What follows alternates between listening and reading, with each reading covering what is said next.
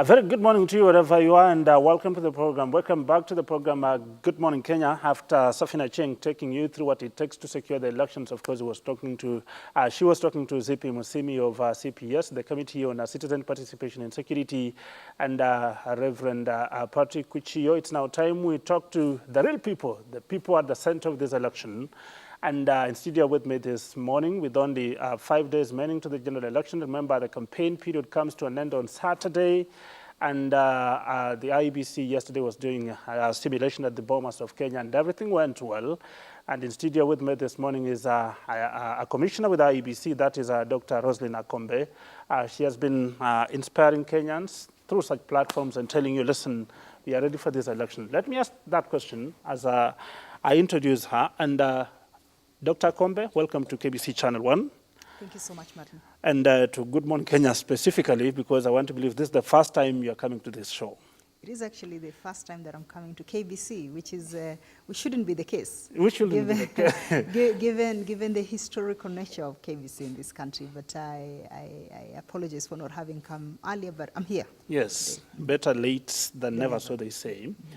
Just by way of introduction, I know you have assured this country that you are ready for this election, but let me ask that question again. Are you ready for the August 8th general election? That's next Tuesday. Absolutely. We have put all our things ready. We've been doing a lot of distribution now of all the material, checking to make sure that everything that we need, we have. We've also, in the final stages of the training of the clerks, all our presiding officers have been trained. All the returning officers have been trained. All our ICT clerks have been trained. So we feel very confident with the level of training that we've had.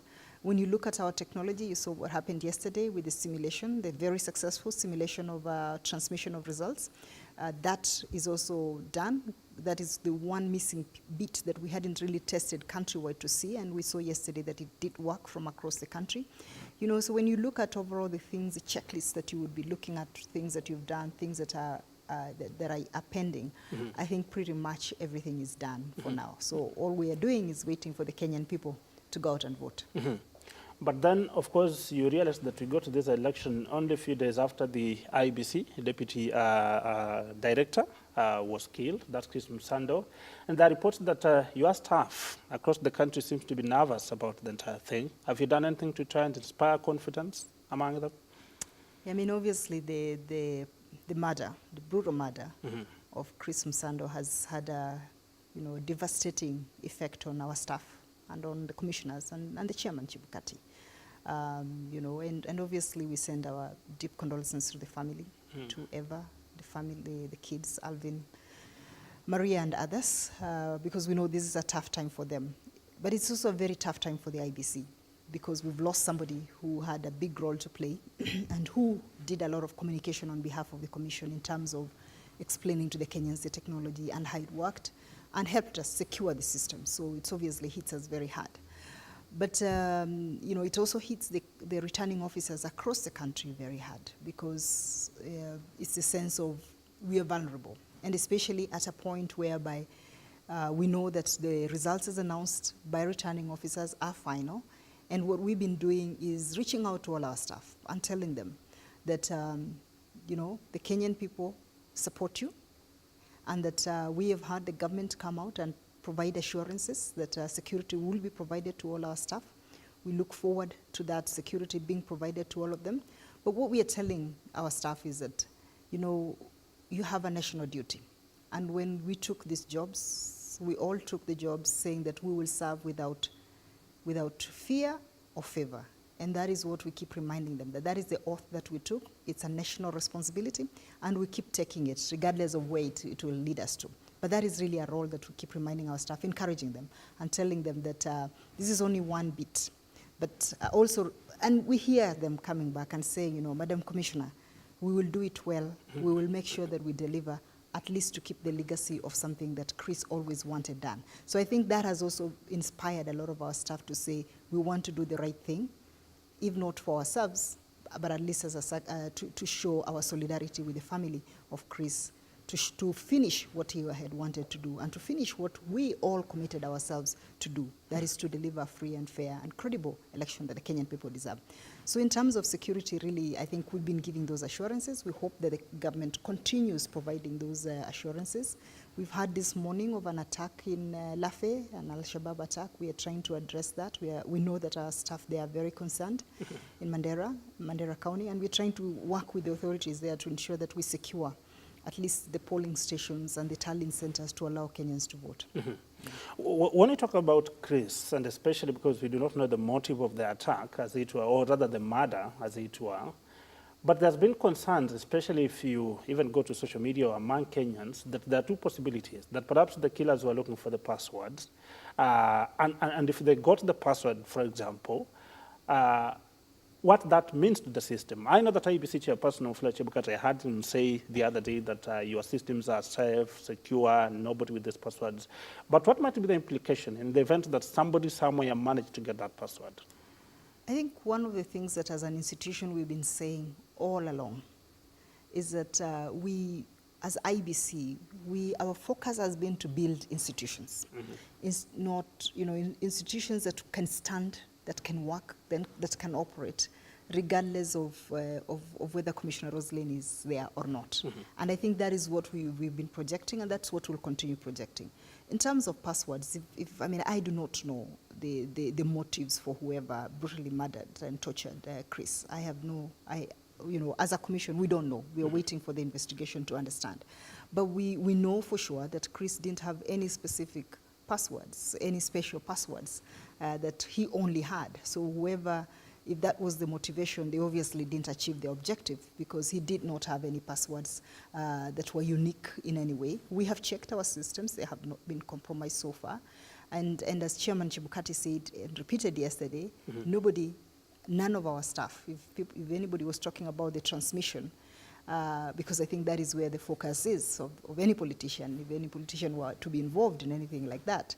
None of our staff have passwords. So, if anybody has any interest of trying to keep any of our staff around to get the passwords from them, just be assured that none of them have passwords at this point.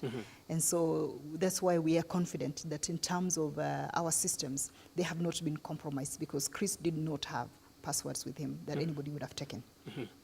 Well said. Then you realize that as you go to this point, if there's anything that seems to be very key to the way you're going to manage this election is the Kenya Integrated Elections Management System, what you call KIEMS. But I'm just trying to imagine, come Tuesday and by 10 everything is going well, and then by 12 there's no internet. What happens? First, the system that we use for the verification of voters, for the KIEMS, does not rely on internet. And that is the first part. That is the advantage of that system, the part of verification of voters. It does not rely on access to internet, which means that even if somebody decided to not to, maybe something happened, maybe weather-wise or man-made, that takes away the internet access, we will still be able to verify voters using the biometric system. Where you will have difficulties if you don't have internet, obviously, is the transmission of the results, because that one entirely falls you need the transmission. You need to have networked for you to be able to transmit.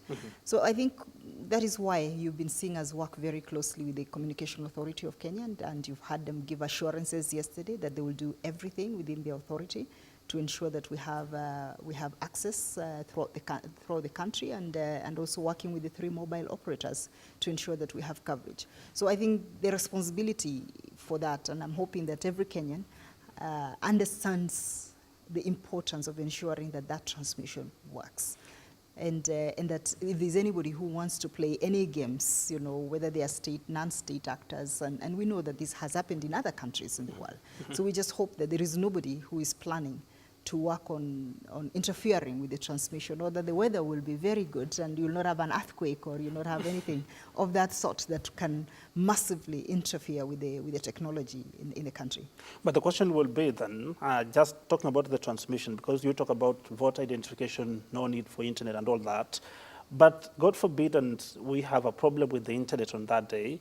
And do you have a plan B for transmission? Because that's where the interest is, one will ask. I think, Martin, one of the things everybody in the world will be looking at Kenya and saying, you are a world lead, you are a leader in Africa in terms of technology. Mm-hmm. You are the people who started M-Pesa. You are the people who are the first to have Emakiba mm-hmm. as a country. You've had technology work. You've had your internet work. Why would it fail on that one day? So, you know, I don't think there's reason to start raising speculations of what would, you know, why. There will be so many questions asked around that. So we are hoping that that doesn't happen, and it's not in the hands of IBC, obviously, and we are hoping that all actors who are involved will look at this as a national security issue, and when it's a national security issue, all efforts are put towards ensuring that that does not work, that does not happen, that there's no disruption at any point. But let's say that the systems, the internet doesn't work or the transmission does not work. Mm-hmm. What I want to really assure Kenyans is that it should not lead to speculation that it means that the election has been compromised, because that is a possibility. Mm-hmm. And what we have in the regulations is that in case of failure of technology, then the complementary mechanism kicks in. And the beauty of these changes that have been happening in the country over the years is for instance, that unlike previous years where you will carry all the ballot papers from the polling stations and take them to one tallying center and count there, which would have been open to more manipulation. Now the results are counted in the polling station. And in that polling station, once they are counted, then each of the agents there is given the results. And everybody has the results. So it's an issue of transmission. But whether the result is legitimate, is accurate, I don't think that is a question. Everybody will be having it. So even if the technology fails, each of the agents will already have the results. Our staff will already have the results, and it's a matter of now using the complementary mechanism to transmit the result, which means that from each polling station, the presiding officers will then go with the results, not the ballot papers. With the results. With the results that they already have in the Form 34A. They'll go to the returning officer at the tallying center. The returning officer will put together into Form 34B, and then come with the Form 34Bs to Nairobi, where we will translate it to Form 34C and make the announcement. So even if the technology fails, the safeguards that have been put in place still protect the will of the Kenyan people, that whatever they will have done in that polling station, their will be respected, because the polling clerks and the presiding officer will have that result and cannot tamper with that result, even if the technology does not work.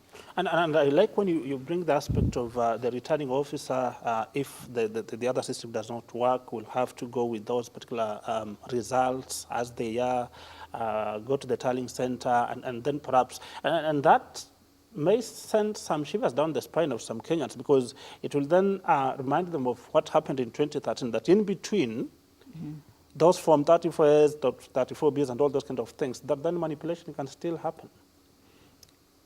There are many safeguards we have put in place to ensure that that doesn't happen. For us as the IEBC, that's why we've been emphasizing to the political parties, to the candidates, on the importance of having credible agents in each polling station. Because in any democracy, African democracy, the integrity of the election is protected not just by the commission, but also by the observers and the agents that are there in each polling station. So the results, I mean, we do not see as a commission how you'll manipulate those results, because each of those agents will already be having the results from the polling station. And I think the danger that people had before, or the worries that people had before, is that there was authority given to the returning officer before to make changes to the results that have come from the polling station. Mm-hmm. But that has gone. Mm-hmm. So now, even if there is an error, a very blatant error, mm-hmm. in the result that is coming from the presiding officer, the returning officer can only take note of that error, but cannot change the results. Mm-hmm. The same way that if the returning officer tallies everything from the constituency and brings it to us in Nairobi, in a case in which the complementary mechanism is being used, we as a commission cannot change that result either. We will have to announce that result as it's given to us by the returning officer. So I think if there were games that were being played in the past, which I don't know whether they were, it's maybe because there was authority for the returning officer to change or rectify an error that they might have seen in the results as coming from the presiding officer. And then there was also authority for the commission in Nairobi to change or to rectify any errors that they might have seen coming from the returning officer. But with the laws, even if you didn't have the technology working, with the law that we have right now, the result is final from the polling station. The result is final from the returning officer. All that the commission does is to add up the 290 forms and then announce the result. So there is no room for any manipulation of any result in between. Let's talk about the place of the media in all this. What will you be feeding the media with? Is the media allowed to take the results or announce those results? Notice the use of the word announce and not declare. Yes. Those results from the polling station, that this returning officer X has announced those results, so I can, as a media station, as KBC, say that this particular candidate got this particular votes in this particular polling station. And that's the new transparency we have now, which is different from 2013. The media, obviously, the media has a very important role to play in the entire electoral process. We have seen the media play a very constructive role in the last few weeks, in the last few months. And we saw them play that very constructive role in 2013, and we hope that they will continue doing so during this period. We have a special access for the media. We've been working with them at Bomas, and I know that our CEO, Chiloba, and Andrew Limo have been working and explaining the media on how they'll get access to all the data that is coming in from each polling station, that is coming in from each returning officer. The media, obviously, is what people will expect, because Kenyans will not be in all the polling stations, in all the constituencies. So I'm sure everybody will be glued onto their TV on KBC, waiting to see whom you are showing is leading from this constituency or this polling station. You know, so I think that will be provided, and we that's one of the things that Chairman Chibukati has been saying, that there will be transparency, that the media will get the result. Obviously, we don't expect the media to declare the winner. Yes. It will be the chairman, yes. And so it's the part of just being able to get that information and passing that information to the Kenyan people, because it also has a calming effect. The fact that people will see the results as they're streaming in increases not only transparency, but it brings a level of calmness in the country that things are going well. And also, that means that people don't have to sit around in a tallying center or a polling station and wait. They will go home, sit at home, and turn on their TV or turn on their radio or go to the internet and follow the proceedings and see how the results are coming in. And I'm happy that you're referring to the question of people don't need to sit around the polling center and all those kind of things, because the opposition now has been adamant when it comes to the question of adopt the polling station strategy that they seem to be using because of the mistrust in the past. What has been the agreement between you as the electoral body and NASA, for example? Because what we have seen is accusations and counter-accusations between it and Jubilee. I think we made very clear to NASA that we cannot have people who are not accredited agents within the 400-meter perimeter that is a sacred space for the IEBC. So that we've made very clear to them. We've had discussions about the issue of agents. As you know, there is no such a thing as NASA political party. It's a coalition, meaning that each of the constituent parties making up NASA can have agents in a polling station. So there is a possibility that you could even have, the various political parties making up NASA having 5 people sitting in a polling inside as agents of NASA, but they are really agents of CORD or ODM or ANC, the various components. So there is a possibility that you might get 5 people in a polling station, which is different from saying that you're having 5 people outside a polling station. So the space for us as the IBC that will protect is a 400 perimeter. Anybody who's violating any space beyond the 400 meter perimeter, that is for law enforcement to handle. And that is what we've made very clear to all the political parties, that we expect that space, the 400 meters, is protected, and that if the law, and it's also our space, meaning that the law enforcement authorities cannot dictate for us either what happens within those 400-meter perimeter, because that is also territory that is protected by the law, and meaning that the presiding officer in a polling station has the authority, the ultimate authority. The security officers working in that in that polling station work under the direction of the presiding officer. they cannot just move people around because they feel, they just have to get the instruction from the presiding officer to be able to take any action.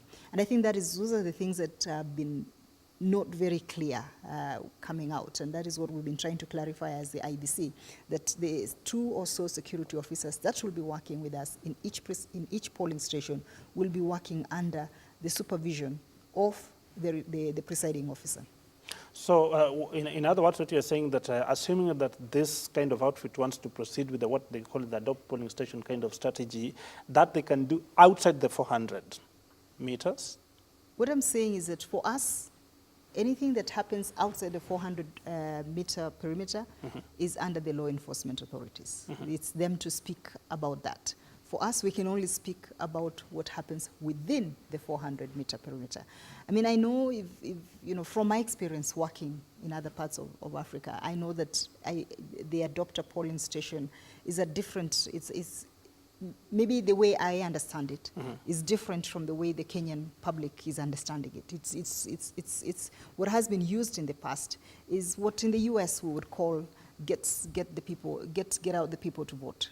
So it's more of getting teams together that mobilize, that are in charge of that polling station, and that will go out and ensure that they mobilize people who are registered or who are supposed to vote in that polling station to come and vote. So they are not necessarily people who are standing around a polling station and lindering the kura outside the polling station. They are more of the get out the voters kind of initiative. So if that is what NASA is talking about, then it's something completely different from what we're hearing about people mailing around or staying around the polling station. And what we've been appealing to Kenyans is that we've invested in ensuring that we have a transparent process, and that they should not worry about IEBC officials stealing their vote. That is not the business that we are in. And that's why we've been training our staff, all the presiding officers, and reminding them that the Election Offences Act is very clear that any staff of ours that is involved in any violation of the law is personally criminally liable. Not just the fines are very heavy. You have jail terms. I mean, the least fine I have seen is 2 million Kenya shillings. So the cost for violating the Election Offences Act is very high, that I do not think any of the presiding officers that we've hired or any of the clerks that we've hired would take that risk. Let's talk about the presidential ballot papers, because they just arrived in the country on Monday and on Tuesday. You are in Dubai, if I checked my clips very well. And there have been concerns that those papers were printed in excess, about 1 million. If you can just come clear on that. Martin, we were the first to actually come out and explain to the Kenyans that they were extra ballot papers. So it was not a discovery that was made by Third Way Alliance or anybody. We are the ones who explained that, because what we have been doing as a commission, if you've been following our work from the very beginning, we've been trying to be as transparent as possible. We've been trying to provide as much information as possible. So we are the ones who came out and explained that we have extra ballot papers. First, because by law, we are required to do an extra 1% more ballot papers than the number of registered voters that you have. So that is in the regulations. It has been in the regulations. It's there. And actually, we have reduced it from what it previously was in 2013. It was about 5% in 2013. So we reduced that pragmatically. We suggested to Parliament, and we reduced that to 1%. Secondly, we're the ones who told Kenyans that, and the people who were with us in Dubai, that we do the booklets in sets of 50. And if you're doing the booklets in sets of 50, then by default, you're also going to have excess ballot papers. Because if in this polling station that you have, let's say, there's a prison actually that has 10 voters, 10 registered voters. But if you're doing the booklets in sets of 50, it means that you're going to have 40 more ballot papers. Actually, 39 more ballot papers that you need, because if you account for the 1%, you have one that you're adding there. So you're having, 40 ballot papers, not because not for any other reason, but because the booklets are made in 50s. I know that there are people who have said that we should bring the papers, the ballot papers, and open and take all those extras out. you'll be getting into interfering with the integrity of the process because you're opening the ballot papers before election day. There are some people who have said, but why did you do them in 50s? Why couldn't you do them? Why couldn't you customize it? Because it is not possible to do that. I mean, we talked with a company as we were there. It would have meant having 40,883 different plates plates for, this is the ones for printing. Because it would have meant that you customize plates for each of the polling stations to be able to get exact numbers. So this is an issue that we've made very clear to the Kenyan people, and we've also explained how we will ensure that no foreign ballot or no extra ballot paper gets into the debe. So the question would be, 1% of, let's talk about the presidential ballot papers, because there's been a mathematical problem here, if I heard some people very well. 1% of the presidential ballot papers, what does that mean in terms of the excess? How many did you print in excess? What we mean is, we have said we have about 1.2 million. 1.2 million. Total, that's plus, when you add the 1%, if you added 1%, it would have come to about 196,000 extra ballot papers.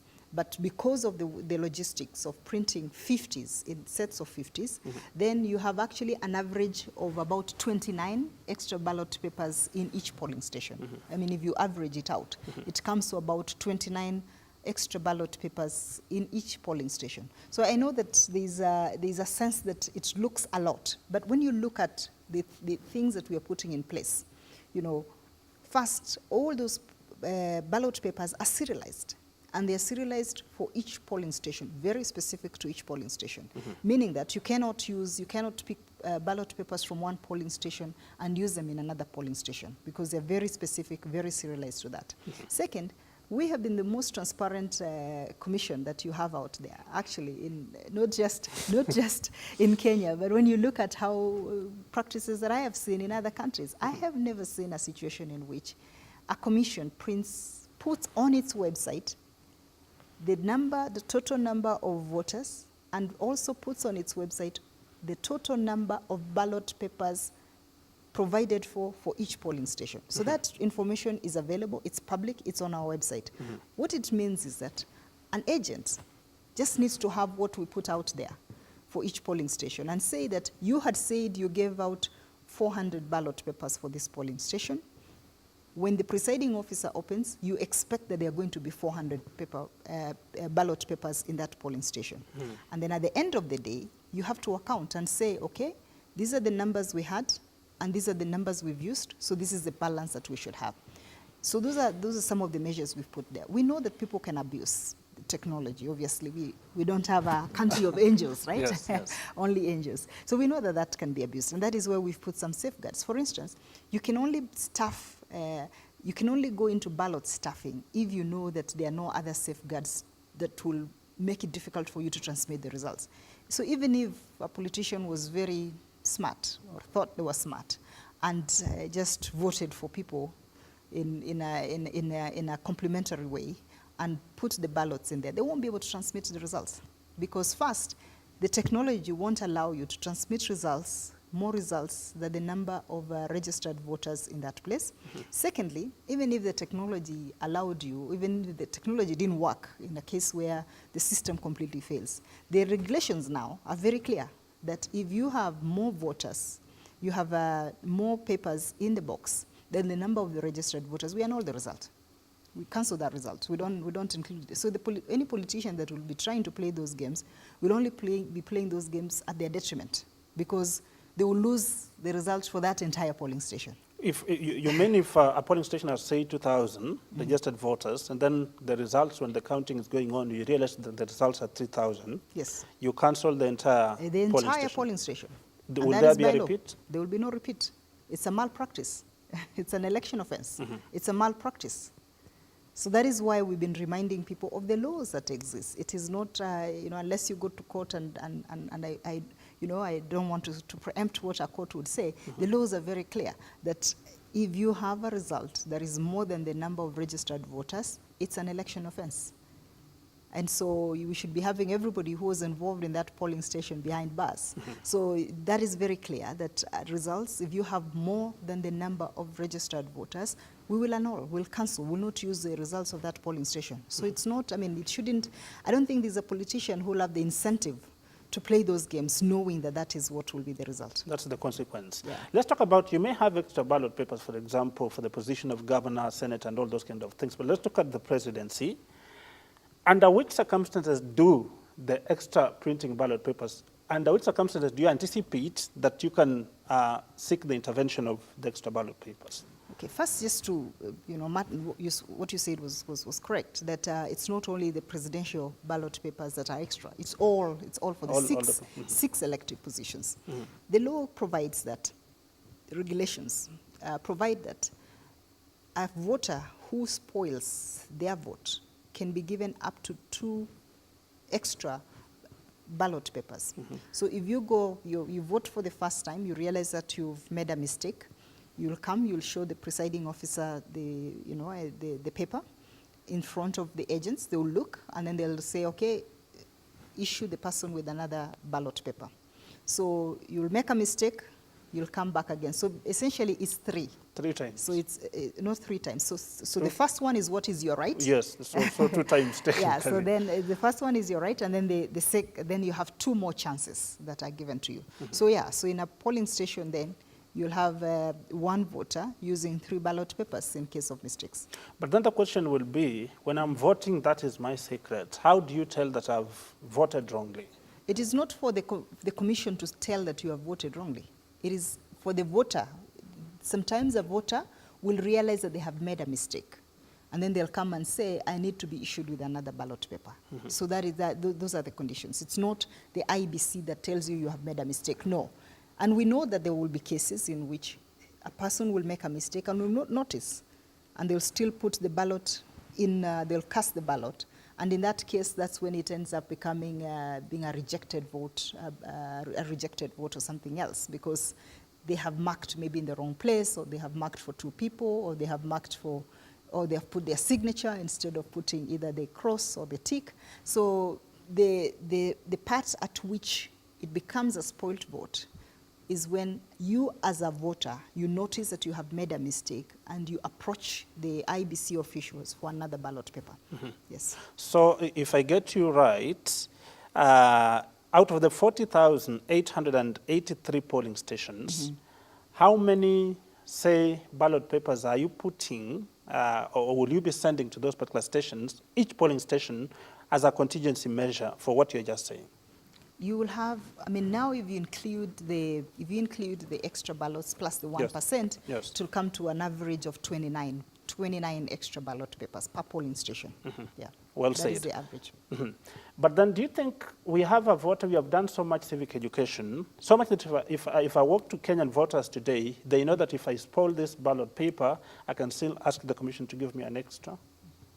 Yeah, I mean, we've been focusing a lot on voter education, especially for the young people, because we have in our register of voters about 51% are youth, which means that a very high percentage of those are people who are voting for the first time and who've never had this experience before. And that's where we've been focusing especially on teaching them on how to mark it correctly, and also reminding them of their rights, that if you realize that you have made a mistake, don't let your vote be a waste. Come back and you'll be given a chance to be able to vote for the person that you would have wished to. And one of the things also we've been emphasizing, especially for the people in the northern parts of the country and countries where the literacy rates are not as high, is that you have a right to come in with a person. This is an issue of assisted voters. You can come in, if you do not know how to read or write, you can come in with a person that you trust, as long as the person is 18 years and over, and the person can be, takes an oath of secrecy and then assist you as a voter to vote. And, we find this very important because we know that we are a country that likes to I was told it's not bribing. I was told it's called treating.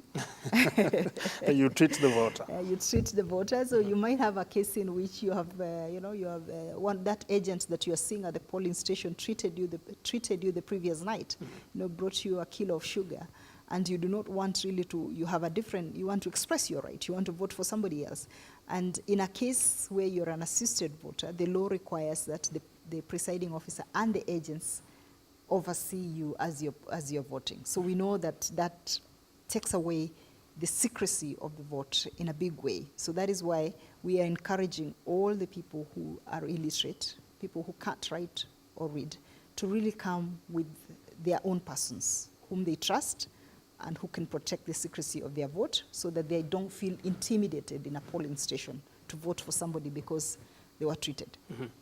Let's talk about the distribution of the ballot papers then. When do you expect the distribution to happen, and how secure, the security measures you have put in place to ensure that those ballot boxes will be secure ahead of August, the Tuesday polls? A distribution of ballot papers has commenced. Mm-hmm. I cannot go into the specifics of which places, obviously for security reasons, mm-hmm. But that has commenced. In places, certain counties, we are going to do that by air, for security reasons, and also for the places that are far-flung. We are also using aircraft. We've worked very closely with the security officials to secure the various places where the ballot papers are going to be kept, and we are confident with the measures that we already have. We really are grateful for the support we've received from the police, especially the Inspector of Police. We have seen, as they have been deploying some of the material, because there's some sensitive material that had already gone to each of the various centers. And we have seen they have increased the number of people protecting the warehouses across the country. So those are some of the measures we are putting in place. But we really appreciate the work that has been done by the Inspector of Police. Mm-hmm.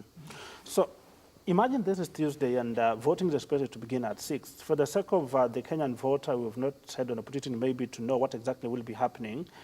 What do you expect when a voter turns out to vote? What is the process like, and how long do you expect that it will take for a single voter? Because per polling station, that is 700 voters? Yes, so we have, each polling station is capped at 700. Actually, we don't have any that has 700 so far. Mm-hmm. They are all less than 700. So you come in as a voter in the morning or afternoon, whichever time it is. What you're required to do as a first thing is to show your national ID card or your passport. Here I have to emphasize that your passport does not have to be valid. If you used your passport to register and it has expired since then, just come with that passport that you used to register. Do not come with the one that the new one, because we will not have your details of your new passport in our records.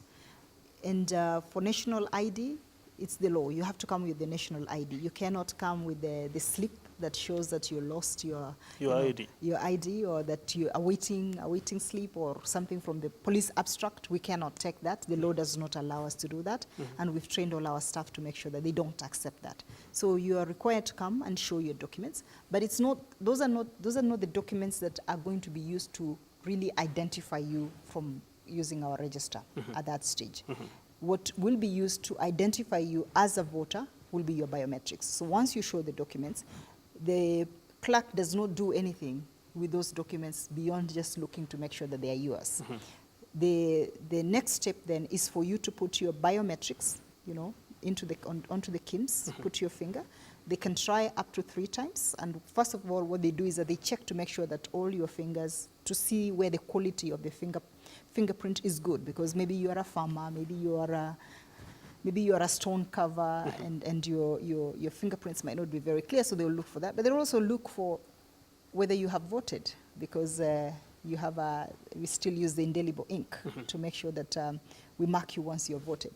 So once you go through that stage, then they check the biometrics, your biometrics come up, and your picture comes up, then you're verified. So the next step is then to move forward and be given a ballot paper, go into the booth and vote. There's one step that we've taken out, which would have taken much longer and which was actually superfluous. Now that you have technology in place, there used to be a step in our process whereby Once you are identified, then one of the clerks checks you in the manual register and crosses your name out. That step is no longer there. It's unnecessary because you're already being identified using the electronic system, and the electronic system already automatically takes your name out. Once you identified, the system takes your name out? Yes, the system notes that you have Already appeared. Okay. You have appeared in the polling station, and it is assumed that you have voted. Just the same way that in the printed register, somebody would have just found your name and crossed it out with a pen, and you've not even gone to the ballot. You've not even voted yet. But it's assumed that once you have been identified, you are taken out of the register of voters as somebody who has already voted. So then you move on and you're given your ballot, you vote, and you cast it there. So I mean, it should be something for the .com people. It will take them 1 or 2 minutes. For the others who might have issues, where you, especially in places where you have 33 candidates for the MCA position, it might take you a bit longer, but we don't expect you to be at the polling station for more than 5 minutes. But I'm just trying. So I'm just trying to imagine, as we bring this to an end, perhaps this voter who turns out and the electronic system of identification is not working for him, perhaps the name is not in KIMS, or KIMS as it were, what happens? Do you have... If your name is completely not in KIMS, okay, well, first we start with the fingerprints. Yes. If we can't find you using the fingerprints, then we do search using we can swipe your national ID or your passport. That information should pop up. If the information doesn't pop up, it means you're not in the register, it means you cannot vote. So that is simple. There is no, I know that there are people who say, but then you should check the printed register. No, we are not opening that printed register. We know that there are some people who would want to play games around that, and we are trying to ensure that we close that loophole. And so there will be no use of a printed register at any point, except if you have the complementary mechanism, if the KIMS fail, totally in the country. Because even if it fails in that polling station, we will replace with another gadget. And if you have a third gadget also coming, then we'll take you to prison, because we really know you're playing games in that place. Yes. So I think those are the measures we have put in place are really to ensure that in the end, it's the will of the Kenyan people. That there is nobody who's given any unfair advantage to be able to undermine our democracy. That everybody has a chance, that the Kenyan people decide who their leaders are. And that is really what we've been doing as a commission, is to facilitate, is to put the tools in place to facilitate, to enable the Kenyans to declare their choices, so that in the end, it is really what the Kenyan people want. And I know you have other commitments, being 5 days to the general election, so I'll want to let you go, but not before I ask you this question, that if KIMS work, as you seem to paint, it appears to be a very amazing way of doing things, managing elections. When do you expect that if voting ends in a polling station, say, because if KIMS work, then you are anticipating that by 3 perhaps, with only 700 registered voters, that should be over, the voting. When do you expect that we can have final announcement of who won, whether it's Dida, whether it's Aukot, whether it is Nyaga, in terms of the presidential results? Because that seems to be the interest in this country. Martin, you have so much optimism in the Kenyan people. You're saying people will have finished voting by 3 p.m. No, I'm just trying to imagine. I'm just imagining a polling station has got 700. Yeah, and in fact, you say there's no station that has 700. Yes. Exact number. Yes, yes. So if this is beginning at 6, and there's not that manual way of saying that we're going back to the manual, then you see, the problem should not be a bad time. Anyway, even if people were to finish at 3 p.m., we can only start polling. We can only start counting after the polls officially close at 5. Right? So we can only start.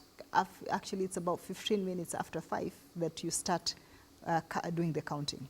So, I mean, we are hoping the law provides us 7 days to announce the results within 7 days. 7 days. I know that there are people who went to court to demand that we announce the results within 7 hours. But I cannot speculate at this point. All I can say is that the results will be streaming in. And we're working to ensure that the Kenyans can be able to be getting those results as they are coming. And I'm sure many of you will know the final result even before we announce it.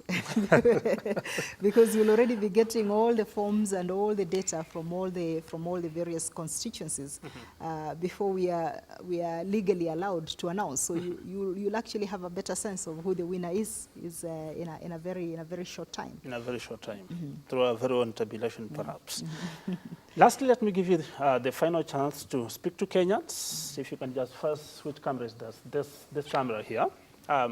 Speak to them regarding the August, the next Tuesday's general election, and as a commission, your assurance to Kenyans. You're undertaking this morning on KBC Channel 1. I thank you very much, Martin. I think what we would like to encourage the Kenyan people is to really come out in large numbers to vote next Tuesday. The Commission has done its part to ensure that we have a credible process. The Commission has done its part to put all safeguards to ensure that there is no rigging, that there is no stuffing, and that everything will be reflecting the will of the Kenyan people. We know that there are fears out there. We know that there are concerns out there. We know that there are people who are afraid out there. But we encourage you to have hope rather than fear, because when you have fear, then you might not come out to vote. We encourage you to come out, know that your vote is protected, come out, cast your vote in peace, and leave it to the Commission to safeguard that vote for you and announce what your will have been. This is our country. We have a responsibility to ensure that we maintain our stability. We are a leader in Africa. We have to maintain that leadership as an African country, and all we can do as a Commission is to assure you that we'll do our part without fear or favor to deliver a fair and credible election. Thank you very much for getting time to be with us. Thank you very There's much. one Kenyan who did talk to me the other day, and he said the future of this country from now on is in the hands of IEBC. And with that kind of assurance, there's no need for alarm. The country is prepared for the August 8th general election, and the campaigns end on Saturday. Yes, they do, at 5 p.m. At 5 p.m., because there was confusion. Is it Sunday? Is it Saturday? So at 5 p.m. Saturday, if you're a candidate, stop campaigning. Give us time to reflect on who we are going to vote. My name is Martin Mwanje. I've been speaking to Commissioner Roselyn Akombe, and she says, yes, they're ready for these elections, and they're going to deliver nothing short of free, fair, and credible poll. We will definitely call her after the elections so that we take we do some stock taking. Safina Cheng is coming up with the next interview, and it's all about elections. And this is a group of young men who are saying this country, they're doing nothing other than vijana bila ukabila. That's the discussion that's coming up. Stay tuned to the program.